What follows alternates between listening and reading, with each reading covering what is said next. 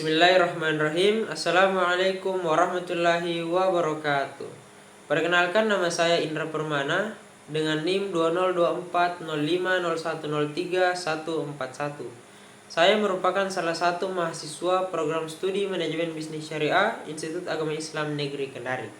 Jadi pada video kali ini saya akan menjelaskan sedikit materi dari teman-teman saya, yakni kelompok 9, guna untuk memenuhi tugas UAS dari mata kuliah manajemen operasi dan produksi. Adapun judul materi yang akan saya jelaskan adalah analisis SDM dalam operasional perusahaan.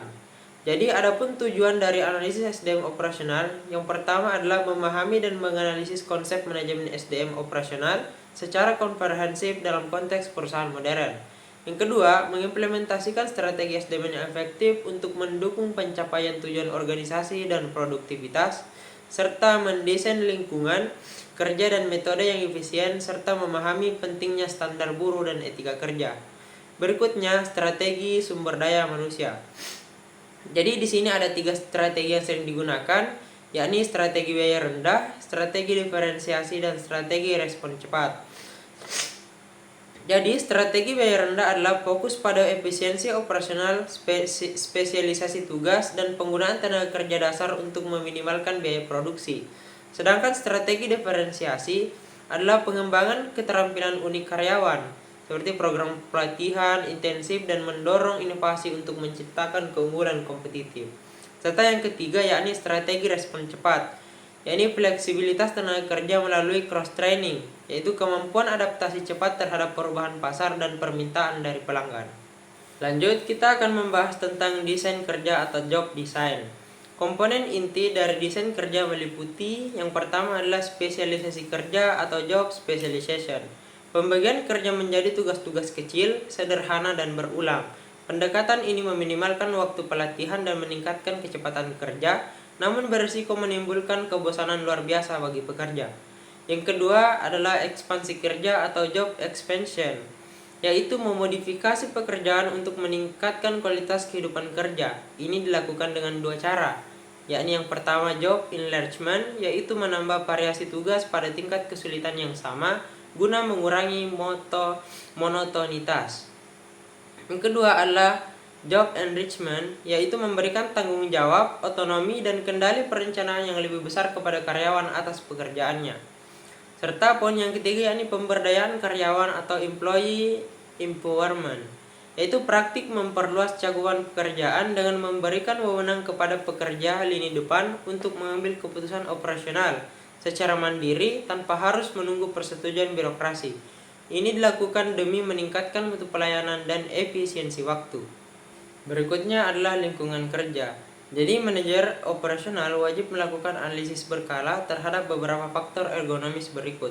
Yang pertama yakni pencahayaan, suhu dan kelembaban, serta kebisingan. Jadi pencahayaan menyesuaikan pada tingkat kecerahan cahaya berdasarkan jenis aktivitas kerja. Pekerjaan presisi tinggi seperti perakitan sirkuit elektronik membutuhkan cahaya yang jauh lebih terang dibandingkan pekerjaan gudang.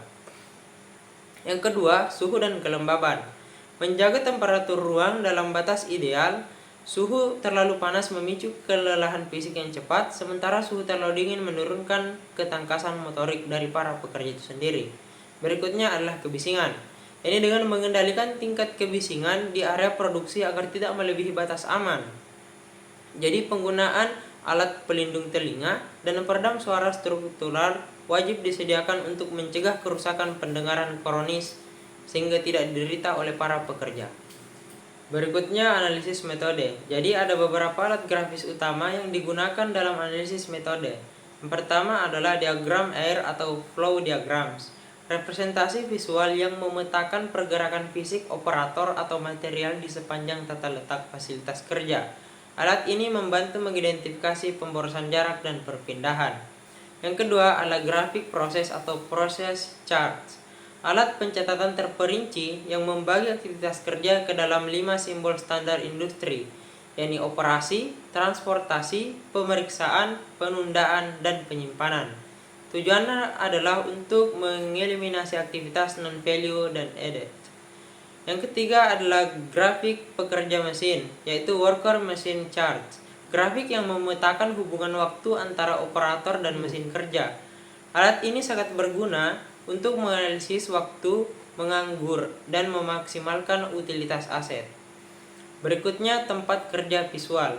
Tempat kerja visual memanfaatkan perangkat visual berupa tanda, grafik, label, dan kode warna untuk menyampaikan informasi penting secara instan kepada siapa saja yang berada di area operasional. Sistem visual ini dirancang untuk menghilangkan kebingungan, meningkatkan keselamatan, dan mempercepat respon operasional. Berikutnya, standar buruh atau labor standard.